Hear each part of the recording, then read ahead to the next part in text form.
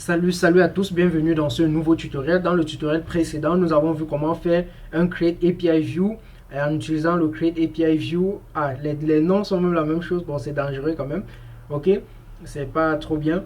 Voilà, donc on a hérité de Create API, voilà c'est quand même différent. Ici c'est en majuscule, bon mon API est en minuscule, ok.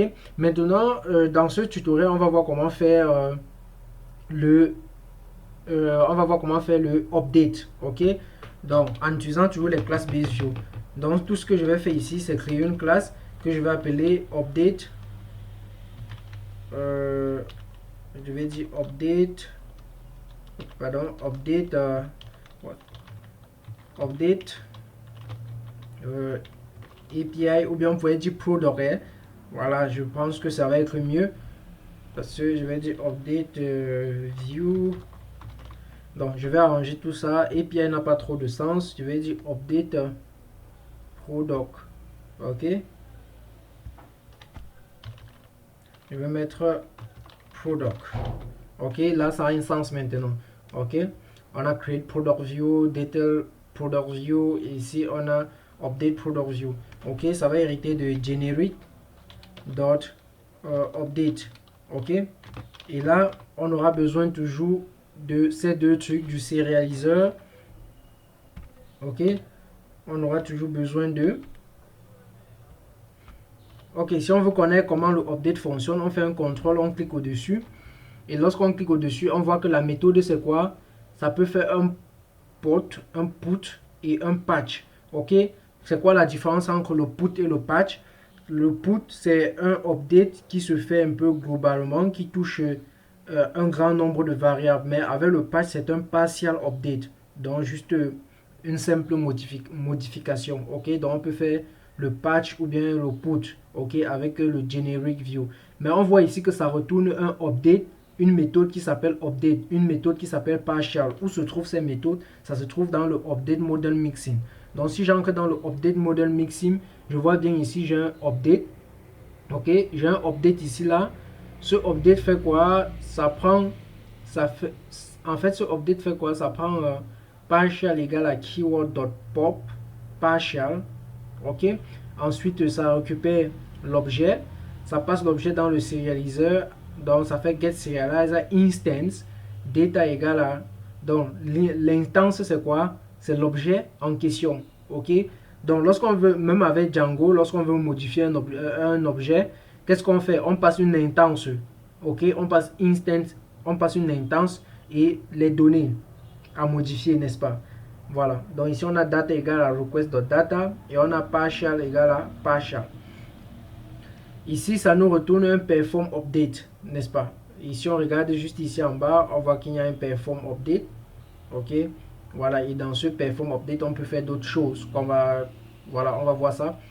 Donc ici on va donc exécuter cela.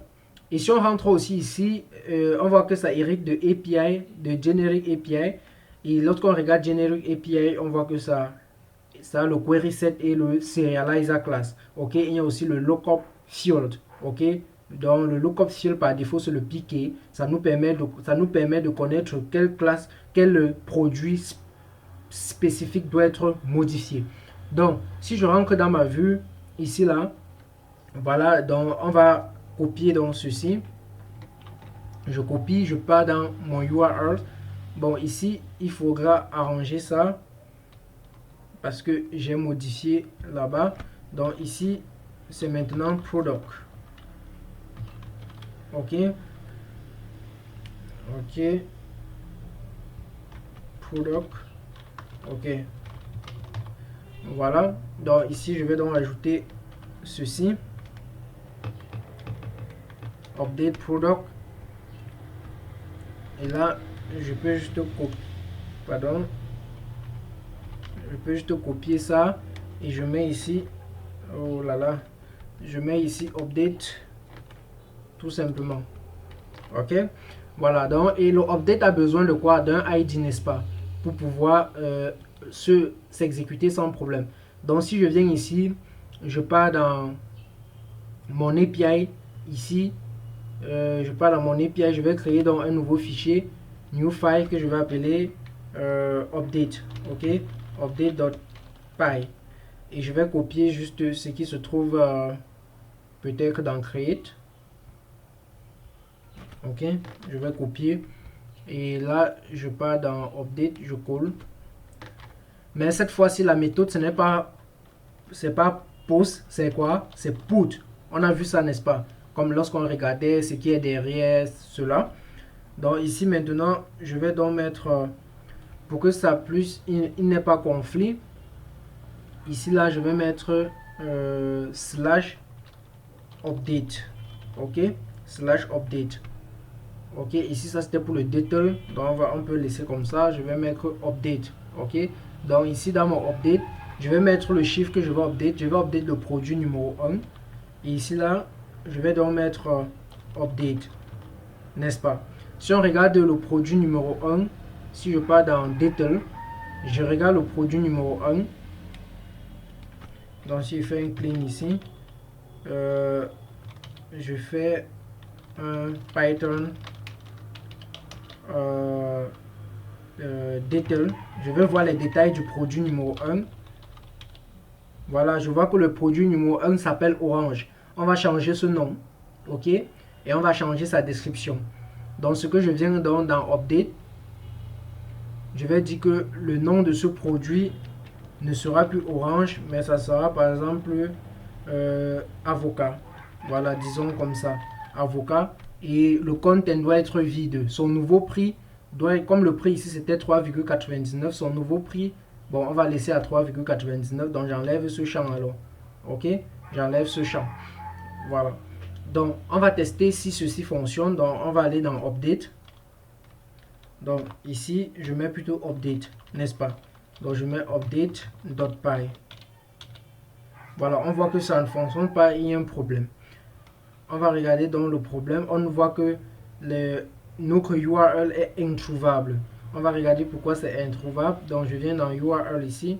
On voit qu'ici on a int update. Ok, on va regarder ce que j'ai écrit ici. Update. Oui, c'est bien écrit. Ici j'ai mis plutôt create. Or, il ne doit pas avoir de create. C'est produit /1/update. Ok, donc si on reprend, on voit que on nous dit que a price field is required. Ok, price fields is required. JSON doté, mais normalement bon. Price field is required un update. Attendez, je sais pas si je me suis trompé de vue. Ça se trouve dans quoi? Vue. Ok. Ok, j'ai fait un update. Ok.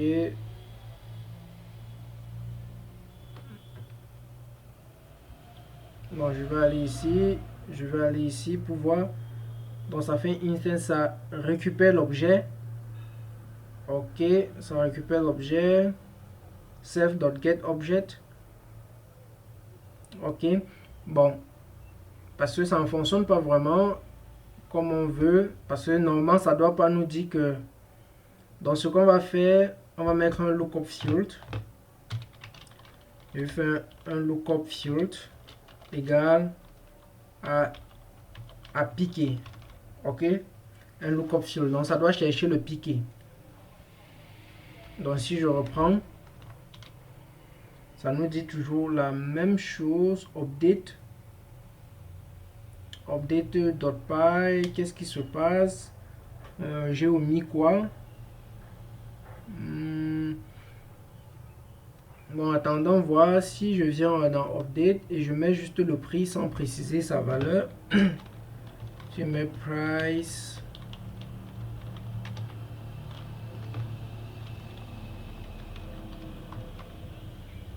Bon, si je mets 100, je vais voir ce qui va se passer parce que.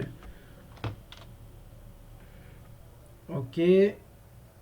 On a pic égal à 1, on a name égal à avocat, on a content égal à nul, on a price égal à... Ah, ok, je comprends ce qui se passe. Alors, en fait, le update se passe bien parce que vous allez voir que le piqué, c'est exactement 1. Le name, on a changé, c'est avocat. Le truc, le prix, c'est 100, comme j'ai entré. et le discount c'est 50. En fait, ce qui se passe, c'est que ce update, dans le update, c'est pas un partial update, c'est un update plein.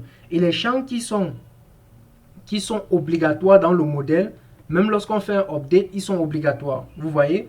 Donc, par exemple, si j'entre dans le modèle, on va voir que le prix est obligatoire. Le content n'est pas obligatoire parce qu'on a new égal à true, mais le prix est obligatoire, n'est-ce pas? Voilà, c'était ça la cause. Ok? Donc, ici, on voit que ça a exactement changé. Mais on va, pour être sûr, on va entrer dans le detail. Donc, je suis dans le detail ici. On va regarder. On voit que exactement les éléments ont changé. On voit que c'est devenu avocat, tout ça, tout ça. Donc, si on revient ici dans le update, et on met peut-être le prix, on change le prix, on met le prix peut-être à 1000 $, et on essaye de faire le update. Ok, exactement, ça s'est bien passé. Si on regarde le detail, exactement, c'est la même chose. Donc, le update se passe bien parce qu'on voit bien que le piqué est égal à 1. Voilà. Donc, maintenant, comme le conteneur est vide, on peut toujours faire un perform update, n'est-ce pas? Donc, si je viens ici, là, je pars dans View. Si je ferme là, je pars dans View. Voilà, ça c'était le update, n'est-ce pas? Donc, si je viens ici, dans View, je fais un perform diff perform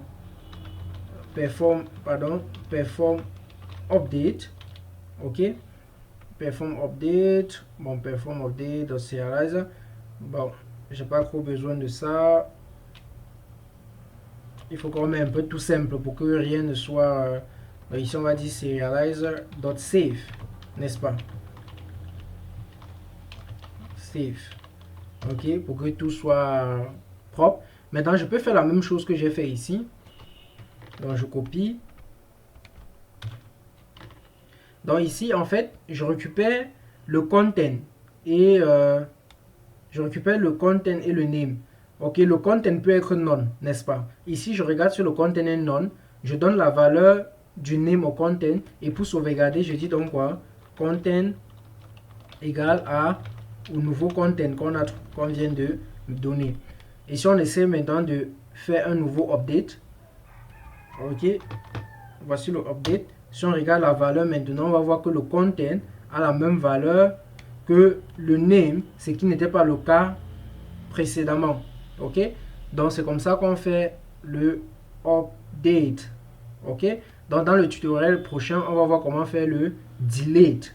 Ok, on a vu le detail, on a vu le create et on a vu le update. Maintenant dans le prochain on va voir le delete.